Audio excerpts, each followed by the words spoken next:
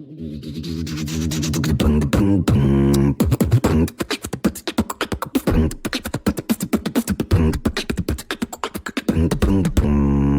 are now tuned into the Leader's Lens podcast. We are back here at the Leader's Lens podcast with my good friend Brian O'Connor. Me and Brian connected on Twitter probably 2 years ago, and it's been awesome watching your content when it comes to strategy advising. You're one of the best content creators out there, in my opinion, so it's been awesome following. I always get a ton from your content, so I definitely appreciate the consistency. Appreciate it. Thank you. Yeah, it's been a while. And when I was thinking about who to have on the show to talk about strategy, I'm like, man, I gotta talk to Brian. We hadn't connected in person. We jumped on a call earlier this week, which was a lot of fun, and I'm excited to connect with you virtually. Yeah, appreciate it. I've been doing strategy for a while, and so starting to talk about it on Twitter, people got excited about it because it's something that people, I think, have a lot of misconceptions on. So I'm excited to talk about it. Beautiful. And I want to dive into that. But first, I want to just better understand your perspective on leadership. So when you think about the things that make leaders great and exceptional, like what are some of the qualities you think of, and who are the people you think really make great role models? Yeah, I'll actually get very specific. So a bit of background, I spent a few years at Deloitte kind of working on like strategy, planning, and transformation projects. And so looking at we'd be the advisor to these executives and to these leaders. And so I got to see across a bunch of different businesses, like which ones were really successful at creating change in the organization in the way that they want to, right? Versus which ones weren't. And I like that differentiator because everybody creates change, but sometimes leaders aren't creating the change that they actually want to. That's great framing. Right. Because I mean, so as a strategist, right, like every decision that you make takes power from some people and gives powers to others. Right. And so you have to be careful with how you actually execute strategy from that perspective. Right. And so because I think that way, a lot of the leaders that I look up to do two things. One is what I'll call second order thinking, right? Every decision that they make, they think about the secondary impacts of those decisions and then almost make the decisions based on secondary impacts, right? Because a lot of the people who don't, right, get blindsided by things that they didn't expect.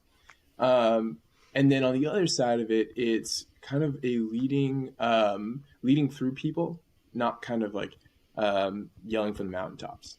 And by that I mean when like business is a people thing, right? Like it's a clump of a lot of people on one same trajectory, and so the leaders who understand how to guide people in that direction, I think are the ones that are most successful. I love it.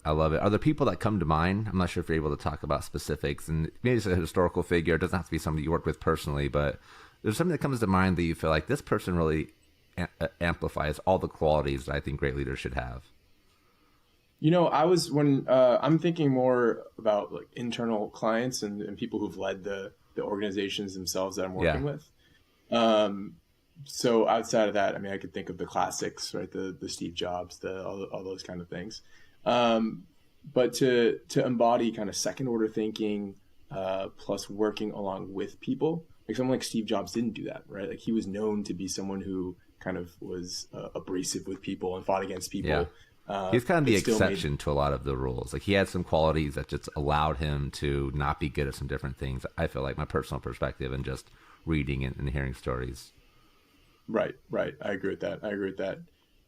Yeah, it's interesting because I think through kind of who I've worked with one-on-one in these organizations, and I can kind of pinpoint a lot of people because it's the soft skills that I think really got people really excited to work with, right? Like kind of like what Simon Sinek talks about. But yeah, outside of that, someone like a Steve Jobs would not be the example of someone who worked through people to get to align everyone. 100%. No, it totally makes sense. And so let's get into your expertise, which is creating strategies that help organizations change.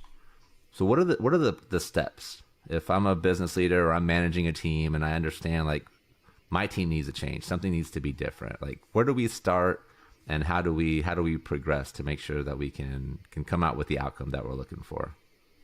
Yeah. So strategy essentially is thinking through, if you have one specific problem, let's say a strategy for a problem, how do you align all your resources, whether that's initiatives you're working on, people, processes, technology, all those kind of things, to be able to overcome that obstacle, right? And so typically I think of a project in three phases, and a project being a way to overcome that obstacle. One is strategy. What should we do? Two is planning. How do we do it? And then three is execution or transformation. And that's do it, right? What should we do? How to do it, and do it. And so, so step one being, and it totally depends on the project. Everyone's slightly different, but it's at a 30,000 foot level. What's the problem? Then figure out what the right framework is to overcome that problem. And then, so once you've decided what you do, create a plan for how to do it, and then execute. I love it. So create the strategy, create the plan, and then get to work, make it happen. Yeah. And I think the biggest mistake people do is they think a plan is a strategy, and that's totally different, right? People use the words strategy to mean a goal or a plan, and that's not true, right? The reason I say it is because planning is the act of taking your goal and allocating initiatives at it. So I don't want to use big words, but basically it's what's your scope, how much are you paying for each thing, what's the timeline on that. So that's a very tactical, how do you execute this strategy, right? And so when I work with a lot of clients, they'll hand me a list of a bunch of initiatives that they're working on and say, this is our strategy. And it looks like a to-do list, right? And that's a plan. And the problem with that is that with a strategy, you want to create a competitive advantage, right? What's your competitive moat? How do you as a business make customers so excited to work with you that they'll want to pay you for what you do, right? How do you stop competitors from coming in and stealing your customers, right? So like those kind of thoughts on how do you align all your resources, get customers excited as possible about your business is the strategy side of it.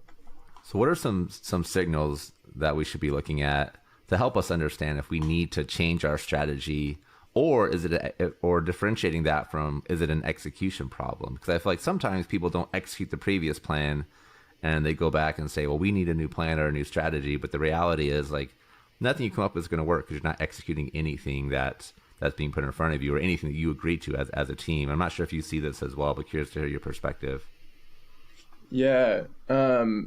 So I'll say, I've been a part of each of the phases, right? And the execution part of the plan, those are kind of more intertwined.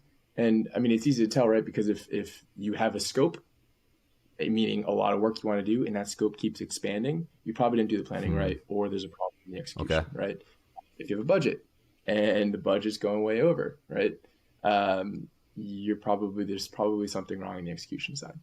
Or timeline, right? If things keep getting pushed back, it's either one of two things. One is the plan wasn't made that well, or two is the execution side is not working out. And so we usually work with clients to make sure that doesn't happen. I love it. So if it is a strategy issue, what are some signals? What can they look at to help them identify this is probably actually a strategy thing? We need to go back to our strategy and rethink this. Yeah. So that would be something like positioning is a good example. I think of positioning as a strategy. Okay. And so positioning is who's your customer? Very specifically, who's your customer? What pain do they have? And how can you solve that problem better than anyone, right? And so examples of poor positioning would be, say, your customers leave you faster than you expect, right? They join because they think it's one thing, and then their customer of yours find out that it's not actually what they signed up for, and they leave, right? Or what if customers aren't willing to pay what you're offering, like what your price is?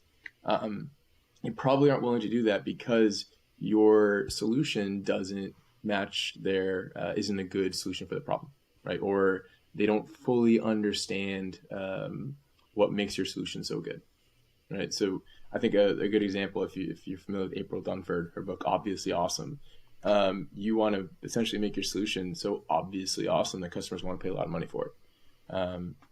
And if they don't, it's probably a positioning problem. Okay, I love it. So let's say we're a team, we're an organization, we've identified like we have a problem, we need to revamp our strategy. Where do you get started? What are the steps that you help leaders take to create change in the organization? Yeah, so it depends on, like class consultant, it depends. Yeah. So it depends on what the problem is, right? Because step one is getting hyper specific about what the problem. I think a common misconception is to say like, hey, build me a business strategy. Strategy is targeted at a specific problem. And so that's step one. Like, is it a revenue problem? Is it a profit problem? Is it a, I don't know, like, is it a customer experience problem? Like, what is the problem that we're facing specifically? Because based on which problem we're tackling is the framework. I have a bunch of frameworks that I've used at a bunch of clients, and depending on which problem it is the framework I pull out. I love it. Right. So it's step one, get hyper specific on what the problem is, uncomfortably specific. Okay. Then I have a list of frameworks that I pull out based on which one it is. Can you give us an example of one of the frameworks that you'll work with a client on, and maybe just help us with like what problem that would solve? Sure. Yeah. So my favorite framework, let me think about an easier framework to explain. We have one called the ambition matrix, right? Which is basically if you are trying to think through, hey, if you want to launch a bunch of new products, right? If you want to launch a new solution, enter a new country, target new customers, that kind of thing. Like, how do you know if you have a really big vision, how do you know that your business or your solutions are going to support that big enough of a vision? And so we have a matrix, which is basically plots out essentially how big of a vision each product you have is, right? And so that's like, are you entering new markets? And like, are you targeting new customers, that kind of thing. And so what we'll do is we'll take your current suite of services, plot them on this ambition matrix. And so we have a data-based view of saying, hey, how big of a vision is each of your products? And if we look at it, we tend to see they're all really concentrated in the less ambitious one. And we push people to think, okay, if you have a vision that's this big, but your product suite is this big, should we kind of fill that gap somehow? Okay. And so that's what we'll do. I love that. Something I feel like I personally struggle with when it comes to taking a strategy and creating a plan are the details. Like, I'm very much a big picture person. And so when it comes to like breaking things down to a step-by-step plan that's easy to communicate to a team, I feel like that's a gap that I have, and I usually will leverage partnerships to help out in that area. Are there tools or resources that you found that can help me with that if I'm like personally looking at, I want to get better in this area? And this area specifically is figuring out the details in the plan or whatever? Yeah, I think in general in life, I'm a big picture person. So when it comes down to details, that's usually where I'll like leverage partnerships, or I have friends that I'll talk through things with. ChatGPT honestly helps a ton with it right now for me, which has been an awesome tool to have. I'm very grateful for that resource. But curious if there's other things that you've used when you've worked with clients that have a similar personality. Yeah, I'm that way, right? Strategists tend to be that way. And so when it comes to taking the strategy and moving it to a plan, you need to come up with the details, right? So here's an example. So I worked with a client one time who decided to outsource their customer data, right? Basically outsource how they manage their customer data. And so the strategic choice is, should we outsource this or leave it in-house, right? And the thinking there is, hey, if it's a core competency to your business, you should probably use that as your advantage, right? Build on it, make that your strategic advantage, and keep it in-house. If it's not a core competency, probably outsource it. They decided, hey, it's not a core competency. It's not how we're going to win in the market. And so it's an outsourcing process, right? So that's the strategic part where you're thinking through, okay, like, does it make sense to do this or not? Because it gives you a competitive advantage. Then you say, okay, we decided the decision was we're going to outsource this. Now we switch to planning phase. Plan is, okay, given that we're outsourcing this, what steps do we need to do to make this a reality, right? Yeah. And this was a huge bank, so it was a 2-year program, right? And so we had to essentially create a 2-year plan to get the data outsourced to a third party. And so that's where it's so detailed that no one person can know it, right? Um, and so what we did was we created work streams um, for like each part of the bank to say, okay, for this work stream, say legal, for example, these are all the legal things we need to think about, right? And we're not going to think of everything. So the way you do it is you come up with a first pass, like legal, tech, admin, communications. Those are all different work streams. Come up with everything you can. And the way we come up with it is looking at use cases of other ones, right? So I'll go back.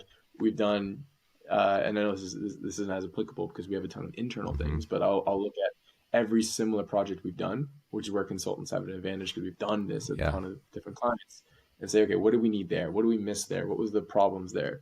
And take all the learnings into this one doc. So I think the answer is ask friends, look at experts, look at other people who've done this before, and ChatGPT. ChatGPT is great for a first pass, absolutely. The art is in picking which initiatives you keep and which you I think that's one of the understated values of experience. I think so many people want to like plug something into AI. This is kind of taking away from the question, but just building on that last point of like plugging something into AI and then copying and pasting, like I'm going to do this. And when you have experience, you can like take the good things, you understand the value of what's there, but then kind of like transform some of the things that you know are not going to be effective, in regardless of what it is you're trying to do with it. Yeah, and I think because from a consulting perspective, like I like to think of us as professional problem solvers, right? So take this one outsourcing problem, for example. Like we've seen this outsourcing problem at hundreds of clients across a bunch of industries, and so we know like last time we did this, this messed up. We forgot to include this time. Let's include it in here, right? And so all these mistakes, you're essentially taking advantage of a network of other companies who've done this, and so you don't have to make those same mistakes. And so we're the professional problem solvers who come in versus the client who's really good at, in this case, banking, right? They nail those retail banking and they're really good at that. And so we come together to say, okay, I know how to set up the strategy planning transformation. I've seen all these mistakes. Here's the outline. And they say, okay, this is how you make it specific to my business. And so that partnership is what makes it much more likely to succeed. I love that. The partnerships, I feel like, the partnerships between the consultant and the business owner, I feel like, I don't know if you struggle with this at all, but I feel like I've kind of gone back and forth where sometimes I lean on the client too much for their expertise and I kind of take that coach role where I'm trying to talk through them. But then there's other times where I feel like I've been the other side of it where I'm just like, this is what you need to do. Just listen to me. And I feel like the sweet spot is right in the middle somewhere, just kind of depending on the client's needs. And I think with experience, you understand what this person needs to really be at their best, from you as a consultant. Yeah, I mean, ultimately it's their choice, right? We're advisors. We recommend things based on what we've seen in the past and data and research, right? So it's hard. I guess it depends on the client because a lot of times we'll advise the executives and they'll kind of beat down and say, okay, everyone down below, which I don't think is the right way to do it, but it's just the way it happened, like has to listen to us. That doesn't always work out because then we don't have a strong relationship with everyone and all that kind of thing. So on a long-term project, not a good play. On a shorter project where like a lot of strategy projects will be 4 to 6 weeks, we don't have the time to build up those relationships and we just have to kind of power through. Yeah, that's a good point too. Just like the urgency of the request. Sometimes it's tough to like build that rapport if you have the 4 to 6 week timeline. Yeah. On like the 2-year transformation projects. Yeah, absolutely. That's one where we want to build relationships at all levels and it makes sense. For the, say, 4 to 6 week strategy projects, it's just in and out real quick. I love it. And speaking of relationships, like change is all about relationships. Leadership is all about relationships. What are you doing to set leaders up for success? And what can leaders be doing to set themselves up for success when it is time to create change in an organization? What kind of guidance are you generally giving? Yeah, so what we'll usually do is, that comes during the planning phase, right? So back to the strategy planning, we'll say, okay, we want to outsource or not. And then once we've decided to make that change, we'll do something, for example, like an org chart. And in the chart, say, here's the people who we need to get on board. right? Well, almost like in sales, you create a pipeline of the people we need to buy. Here, we create a pipeline of people we need to agree on the deliverable we're doing. And so we'll set up meetings with them. We'll get their reports interested in our project too. And yeah, just basically get a sales roster of who we need to convince to execute our idea. I love it. And you talked earlier about the power dynamic, where every decision like gives power to one person but takes power away from somebody else. Can you elaborate a little bit on that? Yeah. So take the outsourcing one, for example. The decision to outsource, well, before it was in-house, right? And so when it was in-house, someone like had that group report to them. And that group is about to be exited, but we need the support from that person who's about to lose all of their quote power, right? For lack of better terms. And so how do you work with that person, right? Because if you approach it in a way to say, hey, we're going to outsource and like your job's gone, they're going to fight you back, right? They're going to there's a high risk that they actually sabotage the project, right? On the other hand, if you work with them and get them really excited about what you're doing, which is hard to do because you're essentially removing their job, then yeah, it's a much smoother process because they give you the information you need, give you support from their team, and all those kind of things. Yeah, that's an extreme example, but I love that you use that one specifically because I think a lot of change initiatives fail because we don't think through the impacts at the different level of an organization. Like sometimes people are in a bubble, they ask, a few people that they always ask questions of, their perspective, but they kind of stop there and you're missing on so many different perspectives and potential roadblocks, especially if you're missing your frontline staff, because they're the ones that really have all the information. They're the ones that are going to feel the impacts the hardest of the change. But the layoff one is an extremely challenging one that's super relevant right now as well. A lot of organizations are going through it. Yeah, or even so I was on a project where we helped two fintechs merge. And in the merger, here's one example, like you don't need two CFOs, right? And so what happens to the finance function of the two? Like how do they both come together?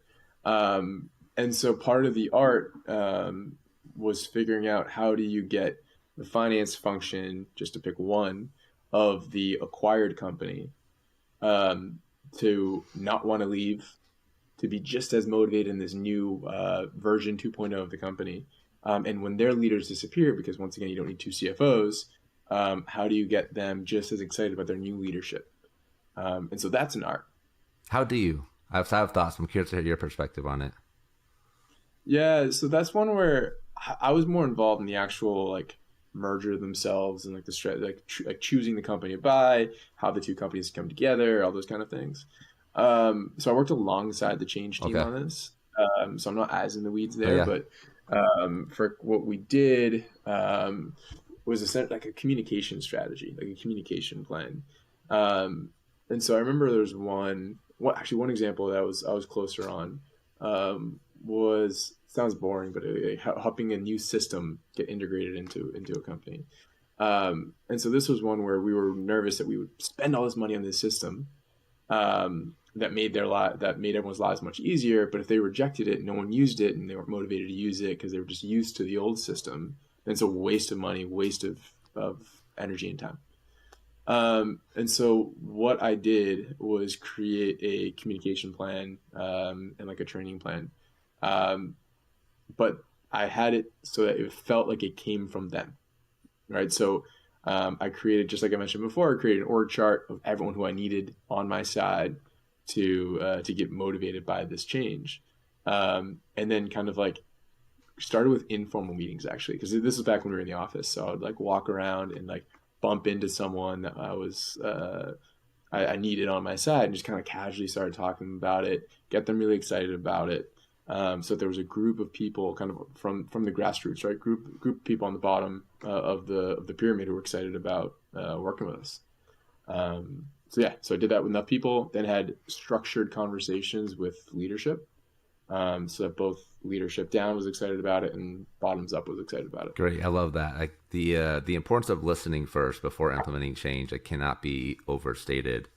It gives you the opportunity to tell the team, like, based on your feedback, we're making these changes. And if you don't take the time to listen first, you can't say that, or people will see that, will see it straight through it and realize like he didn't talk to any of us. What is he talking about, or he or her talking about based on the feedback?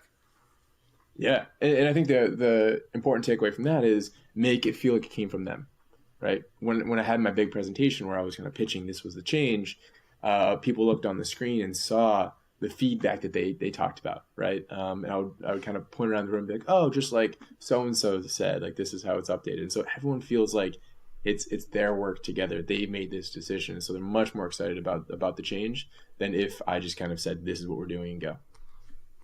And we talked earlier about ChatGPT, and like technology is just changing everything for everybody.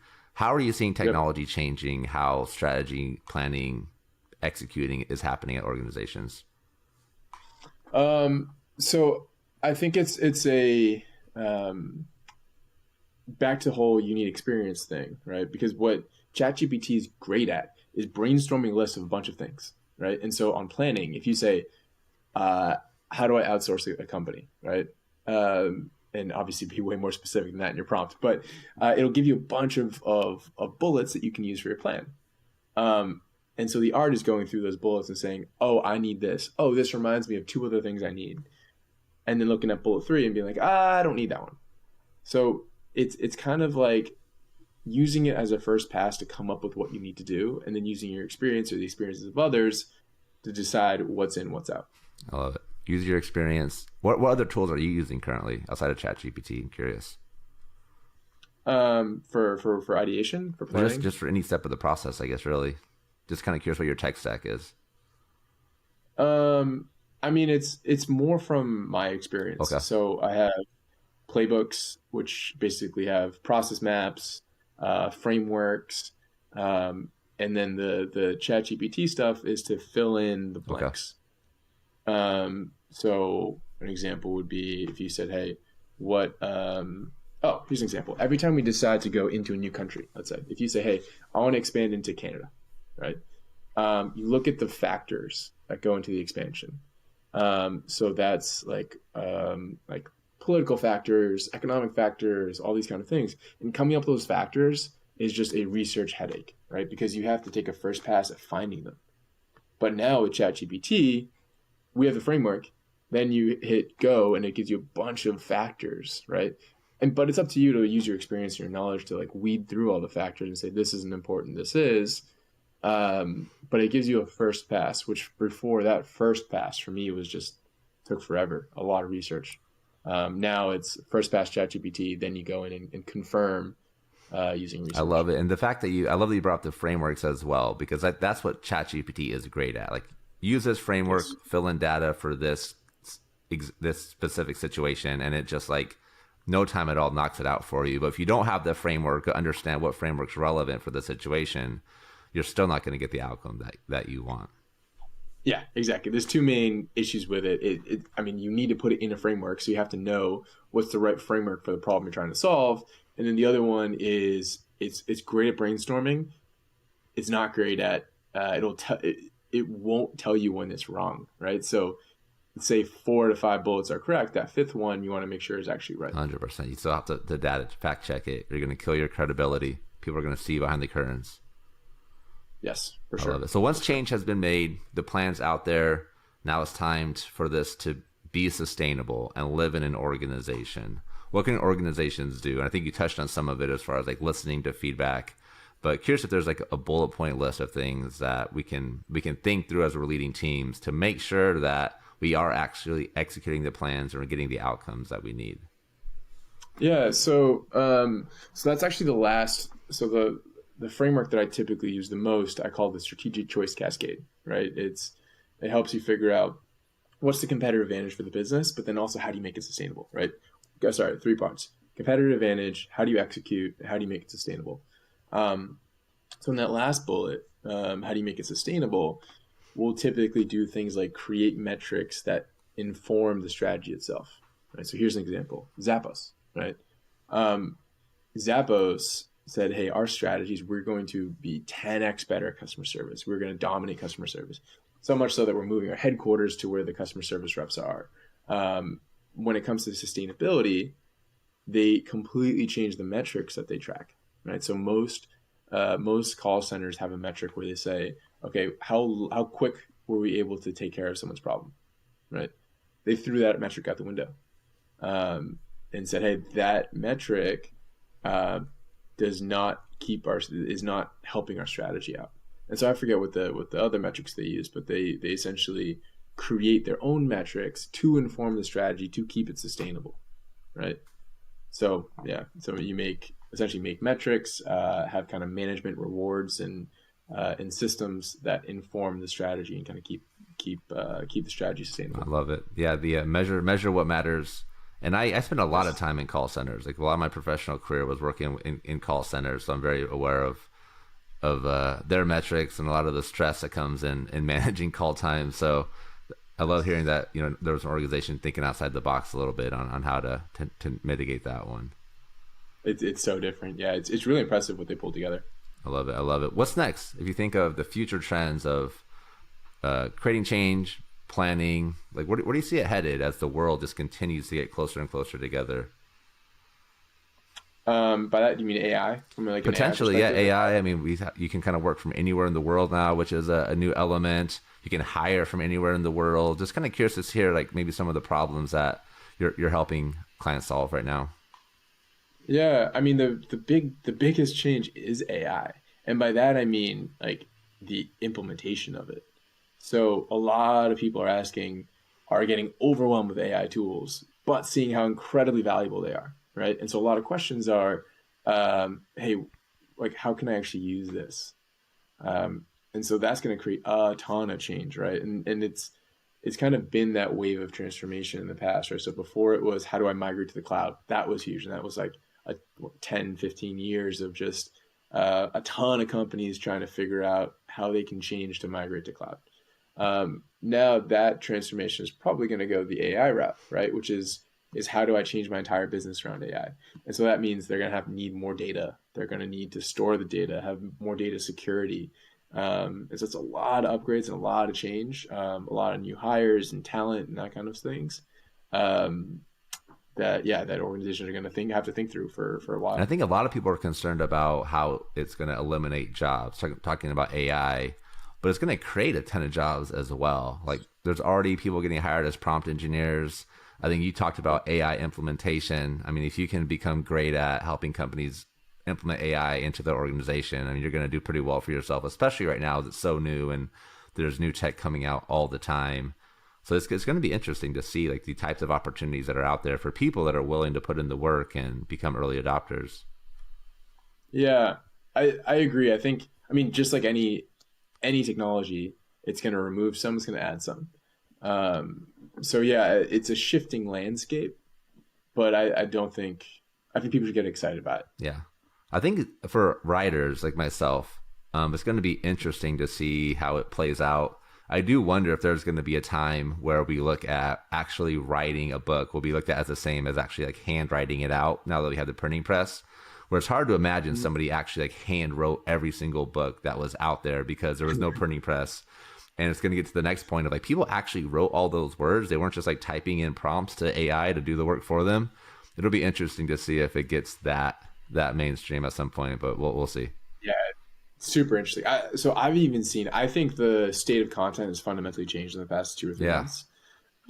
Because you have a sea of people who didn't have the skill to write online, and now are using AI to do that. And so you get all this content coming in.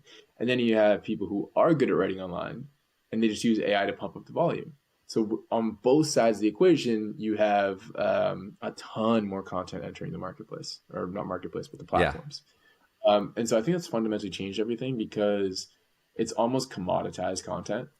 But at the same time, move the value from the content itself to the writer of the content.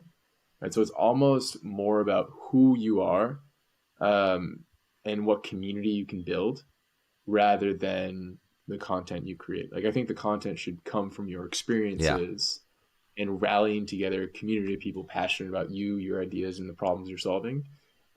Where before it was based on who you were didn't matter as much, and the content was 100%. Like I grew my Twitter following almost as off book threads, like almost entirely. Like of my 40,000 followers, like 15,000 were from this one thread that I posted like 5 times with like a super clickbait headline. And then it was just a list of 21 leadership books and like bullet points on what you could learn from them.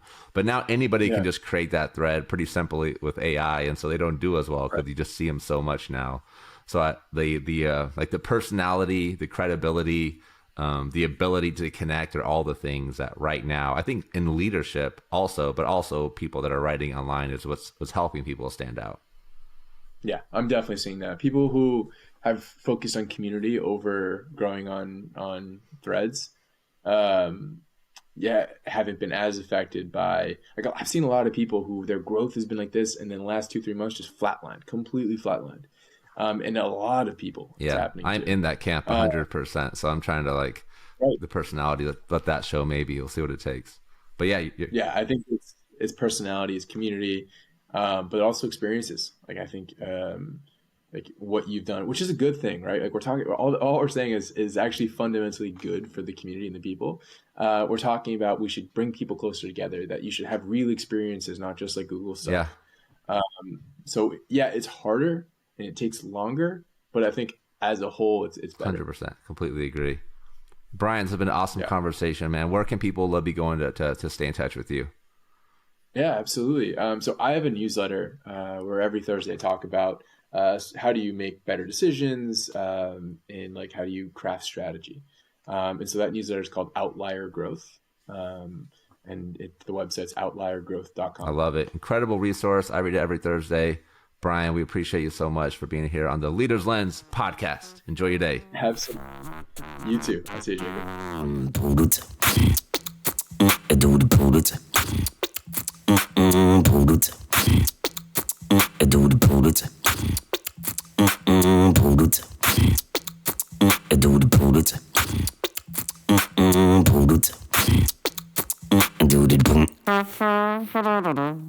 Do